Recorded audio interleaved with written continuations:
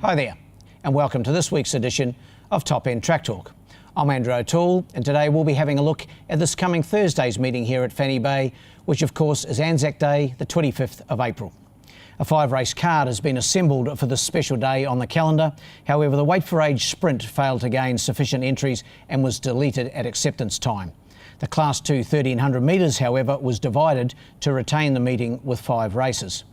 A total of 32 horses are engaged to race on Anzac Day, and even though the fields are not large, there promises to be some competitive contests throughout the afternoon. The first race gets underway at 2:53 p.m. Northern Territory time and is the Attack at Fremel's Trobus Handicap, the first of the 2 Class 2 1300 metre events. My numbers in the first are 2, 1, 4 and 3. Well, last week I had Awesome Mo as my top selection, but he went down to divisional. The 2 horses clash again, and I'm going to swap around this time. I'm going for divisional number 2 in the hands of Brendan Davis to go back to back. Trained by Gary Clark, he was impressive winning last time over this trip of 1300 metres. He won by 3.3 lengths. On that occasion, he was getting 2 kilograms from Awesome Mo. The difference now is only half a kilogram, but I just can't see the result being changed for that half kilo difference. So I've got divisional on top. I'll probably be wrong, but I've got him on top. To beat number 1, Awesome Mo, I really liked him the other day. I thought on the face of it, he was a little disappointing in running second to divisional, but he's racing really well. 3 seconds rather, and a win at his last 4 starts. Carl Spry trains and rides. He'll certainly race well again. In for third, number 4, Frenula. I like the way this horse hit the line the other day for third. That was behind him Atomic. Jesse Philpott claims the 3 kilograms and takes them out here for Pat Johnston. And my 4th selection, number 3, Lavardis. It's only had the 3 starts and raced well on each occasion. My numbers in the first, 2, 1, 4 and 3.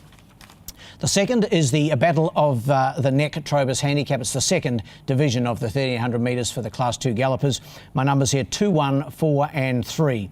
I'm going here with number 2, Baggins, to be ridden by Sonia Wiseman for Gary LaFoe Jr. He's a funny horse, Baggins. He's only won the 1 race, and every time Gary puts him in a higher graded race, like a 0 to 70, he races really well, and then back in his own grade, he tends to let the side down. But I'm banking on him going a good race on Thursday, so I've got him on top here. To beat the obvious danger, number 1, Compare. He was a winner 2 starts back in the hands of Carl Spry. Carl takes them out again for trainer David Waters, and subsequent to his last win, he finished a good second behind Taipei Dancer.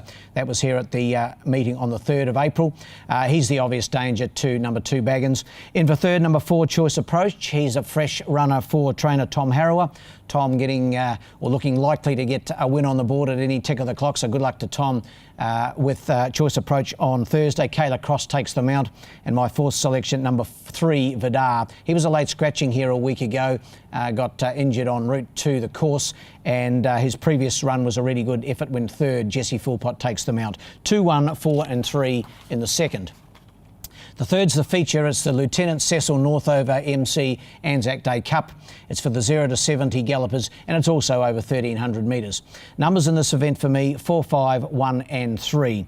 I think it could be a pretty good day for the Gary Clark-Brendan Davis combination. They've had many good days, but I reckon they can probably win 2 or 3 on Anzac Day, and I think they can take this one out with number 4, and that is Captain Apollo, one of 3 in the event, trained by Gary Clark.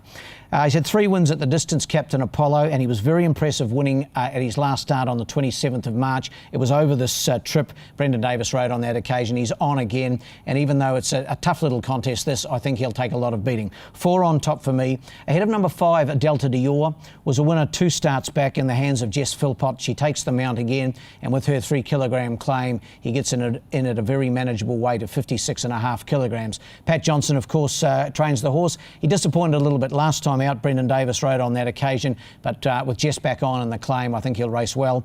In for third, number 1, Making the Grade. He's had a freshen up since last racing in the St Pat's Cup. He finished 6th on that occasion behind Mazzaro. Mazzaro's gone on with the job since he won at Alice Springs last weekend, did Mazzaro, and now one of the leading contenders for the Alice Springs Cup, rather. Kimmy Gladwin continues his association with Making the Grade, and my 4th selection, the 3rd of the Clark train runners, Metallic Crown, number 3. 4, 5, 1 and 3 in the 3rd. The 4th is the Light Horseman Handicap. It's the 0 to 64 handicap and it's over the 1200 metres. Numbers here for me 1, 4, 3 and 7. Going with number 1 Miazza to give Gary Clark and Brendan Davis another win on the day. Was a good winner 2 starts back and then ran in the St Pat's Cup, finished 9th on that occasion behind Mazzaro, but he's had to freshen up back to the 1200 metre trip at which he's won twice from 7 starts. I think he'll give a really good account of himself. Number 1 Miazza ahead of number 4 Bon Air. Hard to fault this horse's form. He never goes a bad race. His last 5 runs have been 2 wins, a second and 2 thirds. Matty Hart takes them out for trainer Carl Spry. Matt's been riding the horse recently and doing a good job, so Carl entrusting him with the ride once again. In for third, number 3 Taciturn. He's had a freshen up too since last winning over 1300 metres. That was on the 16th of March, and Kim Gladwin takes them out here. And my 4th selection, number 7 Nicarossa. 1, 4, 3 and 7.